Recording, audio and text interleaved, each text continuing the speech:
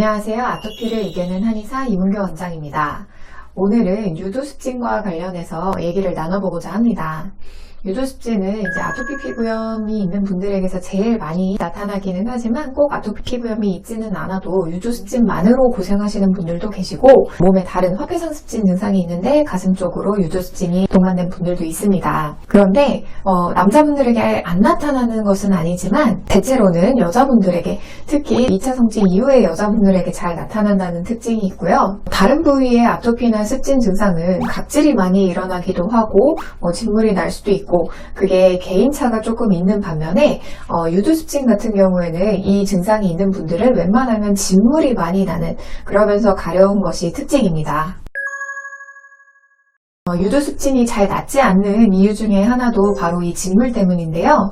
아토피나 습진으로 인해서 피부를 계속 긁다 보면은 각질이 일어나고 진물이 일어나기 마련인데, 확실히 덜 긁으면 피부가 좀 회복되기는 하잖아요.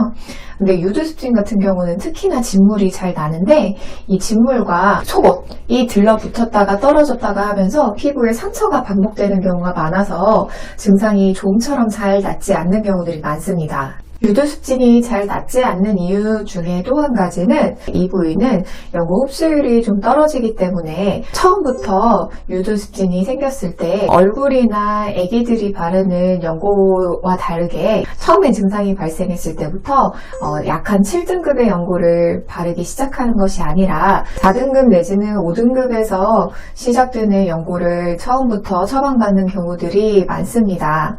그런데다가 부위가 부위인지라 증상을 좀 드러내놓고 진료를 적극적으로 받기가 어렵다 보니 연고에 좀 의존을 하게 되는 경우가 많은데, 그러다 보면 이미 강한 등급의 스테로이드 연고를 장기간 쓴 상태에서 내원하시는 분들이 많기 때문에 이것을 줄여나가는 과정도, 테이퍼링하는 과정도 시간이 필요하고, 잘못 중단했다가, 그러니까 테이퍼링 없이 장기간 사용했는데 갑자기 중단했다가 증상이 확 심해지는 경우도 많아서 치료가 특히나 좀 어려운 부분 중 하나인 것 같습니다. 아마 유두습진이 있는 분들이 제일 불편해 하시는 것 중에 하나, 그리고 궁금해 하시는 것 중에 하나가 바로 이 진물 관련한 부분일 것 같습니다.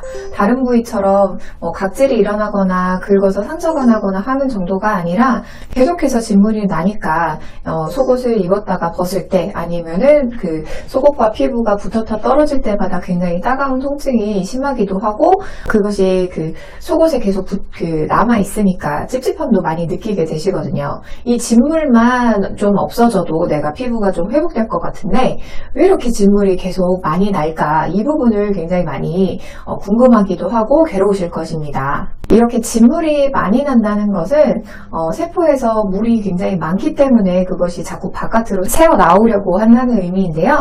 그 말인즉슨 몸이 잘 붓는 경향이 있다는 의미입니다. 조금 더 극단적으로 표현해보자면, 아토피 피부염이나 습진이 있는 분들 중에서 몸이 잘 붓는 분들에게 유두습진이 동반되지, 저는 아무리 컨디션이 좋지 않아도 몸이 붓는 것은 전혀 없어요.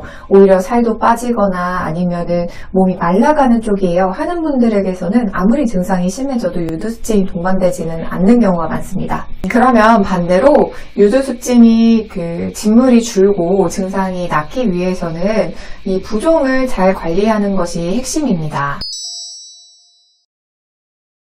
전 여기까지 말씀을 드렸을 때 나는 별로 붓지 않은 것 같은데 왜 유두습진이 있지? 라고 생각하실 수도 있는데요.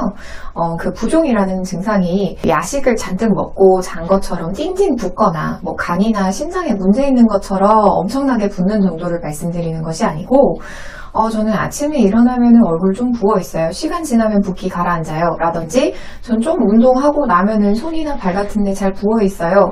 이런 정도의 부종을 얘기하는 것이기 때문에 내가 유두습진이 있고 이렇게 몸이 잘 붓는 증상이 있다면 반드시 부종 관리를 해주셔야 진물이 줄어들고 습진 증상이 치료될 수 있습니다. 그러기 위해서는 기본적으로 생활에 있어서 규칙적으로 운동을 하는 것이 좋겠고, 두 번째로는 꽉 끼는 속옷, 속옷을 입지 않는 것이 좋겠습니다. 꽉 끼는 속옷을 오래 입고 있다 보면은 특히나 가슴이 가려워지기 쉽거든요. 몸이 붓기도 쉽고 림프순환도 저해되기 때문에 와이어가 없는 브래지어나 아니면은 브라렛과 같이 조금 편안한 이런 속옷을 입으시는 것이 좋겠습니다. 그리고 음식 중에서는 부종을 유발할 만한 음식들을 피하는 것이 좋습니다. 당연히 기름지거나 짠 음식들 이런 것들을 가장 우선적으로 피하시는 것이 좋겠고요. 집에 있을 때는 속옷을 입지 않고 통풍이 잘 되는 면으로 된 얇은 셔츠 한 장만 입고 지내는 것이 좋은데 생활을 하는 동안 이제 뭐 학교에 가야 되거나 회사에 가야 되거나 이런 때에 어쩔 수 없이 속옷을 입게 된다면 거즈 같은 것을 덧대두는 것도 나쁘지 않습니다. 대신에 수분 밴드 같은 경우에는 오히려 습해지는 느낌 때문에 가려워지는 경우도 있어서 최대한 마른 거즈를 활용하시는 것이 좋겠고, 진물과 거즈가 엉겨 붙어서 이게 떼어낼 때 다시 또 통증이 가해지고 상처가 심해질 수 있거든요. 그래서 이런 때는 충분히 식염수나 물로 불린 다음에 최대한 그 딱지나 진물 굳은 것이 떨어지지 않게 유지를 해서 거즈를 제거하고 샤워를 하는 것이 좋겠습니다. 부종이 문제가 된다고 하면 팥을 끓인 물이나 호박즙이나 이런 걸 먹으면 도움이 될까요? 라고 물어보시기도 하는데요. 안 드시는 것보다야 도움이 되기는 하겠지만 어떤 특정 건강기능식품이나 차를 드신다고 해서 붓기가 완화가 되고 면역력이 회복되는 것까지는 조금 어려울 수 있습니다.